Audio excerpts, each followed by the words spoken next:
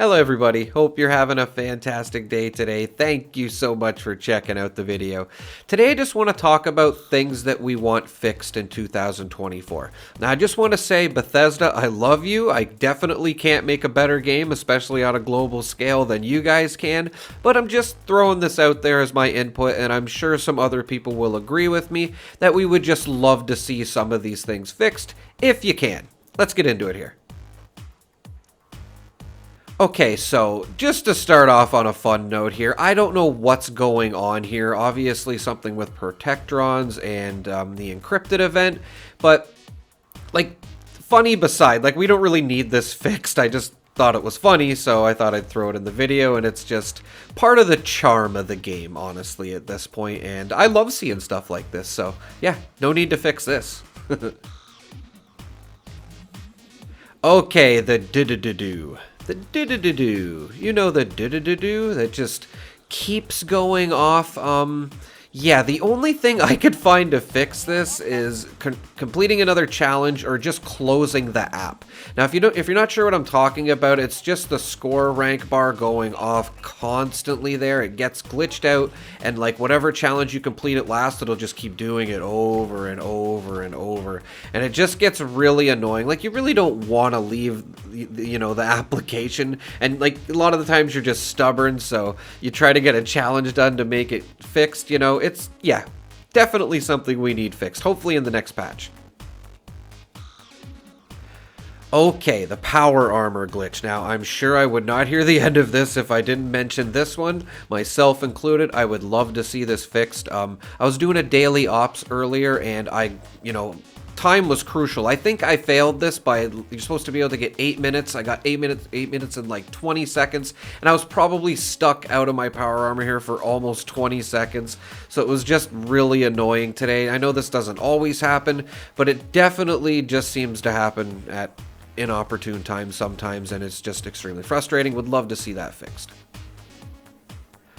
The transfer thing too. If you didn't know, you can go on and off the loot there to transfer it a little easier, but it'd just be nice if we could get this fixed so we didn't have to do this. Like, I feel like it's happening a lot lately, and it'd be nice if we just could push it once.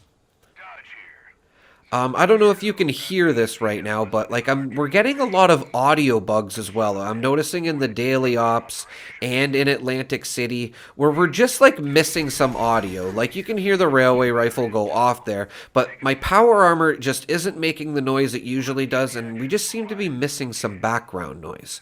Like I said, especially when I do the tax evasion expedition, I really notice about halfway through there's like sometimes there's no sound, like sometimes I can't even hear my gun shooting, just weird. Okay, so definitely want to talk about this. I would love to see the stash limit increased and junk be free for people without Fallout First. I think we've gotten to that point, especially with the stash box, where there's just so much stuff, especially things we can't trade, so we would really like a little bit of extra stash space. And, you know, maybe we could make a chems stash box and a weapons stash box, and then we could have those for Fallout First. And then I just feel like it's time that everybody should get junk for free at this point. I would really love to see that. It's just my opinion, though. If we add a couple more stash boxes, the survival tent, Fallout First is still more worth than getting. The Union power armor, I think this is going to be fixed in the next patch, but it's just always been a problem, I swear, this year, the Union power armor, so hopefully this is a permanent fix for it. If you didn't know, you're supposed to be able to buy this from Giuseppe with stamps from doing expeditions, and we just haven't been able to lately. I'm not sure why, but hopefully it's fixed in the next patch. Okay, loading in sometimes. This is just me nitpicking at this point. But like sometimes, or most of the time, you can't get rads right away. Yeah, there's like a 10-second cooldown, I swear. And like when you die at West Tech, you just want to get your rads back up there and start and keep on ranking up. So like I said, I'm just nitpicking, but if we could fix that, that would be awesome. Definitely want this fixed. When we're making characters or builds, whatever you want to call it, I would really like to see the legendary cards be included in the stamp. And what that means is when you're changing your builds, your legendary cards aren't affected. You need to know what legendary perk cards you had on before you switch the build, or they might be out of sorts or whatnot. And I would just love to see like a stamp for the legendary perks as well, so we can just switch between builds with a lot more ease. It's kind of the purpose of doing it. Again, I'm just nitpicking here, and I know most people probably don't have this problem, but yeah, if I could get more than 5,000 perk points, that would be great. Just because, like, I know I don't have to keep opening up perk card packs, but it's just one extra button I have to push when I'm looking at my perk cards, and as you can see, I've reached the limit of 5,000 here, so I can't really scrap them anymore, and I just don't want to cycle through hundreds of extra perk cards. If I could get a 10,000 limit, that'd be awesome. Okay, the Enclave, or just the laser doors. I've noticed it with other doors, but not as much as I've noticed it with the Enclave laser doors. You usually have to go up to these guys and push them twice. Like if you have two like I do here, it's just really frustrating. You're just not going to want to have these doors. It gets annoying, and I would love to see this fixed, so you just have to push it once.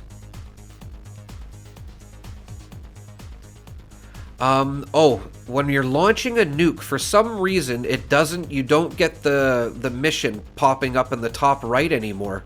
And it's just annoying because you want to, like, you know, see how far you are into defending the section chiefs, right? So you want to see how close you are to getting to launching that nuke. It's just something that we want. And now you need to go into the map and activate it. Even after you activate it and come back out of the silo, you need to activate Death from Above again in order to see the countdown for the nuke.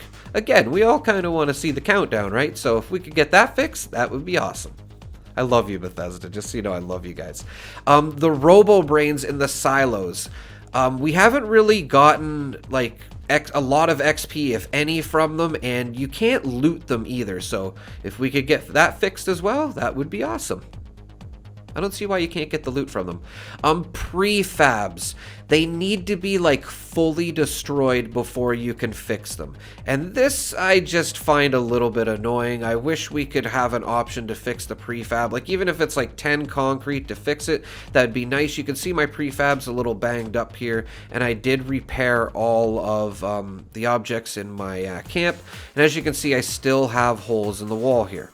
And I will show you, I do go back upstairs and I do try to repair again, and there just is no option for fixing anything, and you can clearly see that my prefab is definitely still damaged. And this is worse on some prefabs than others, but this one I really notice is just kind of annoying to try to get it fixed. You could lure some enemies over here, but it would just be nice if we could just go up to the my camp and fix it.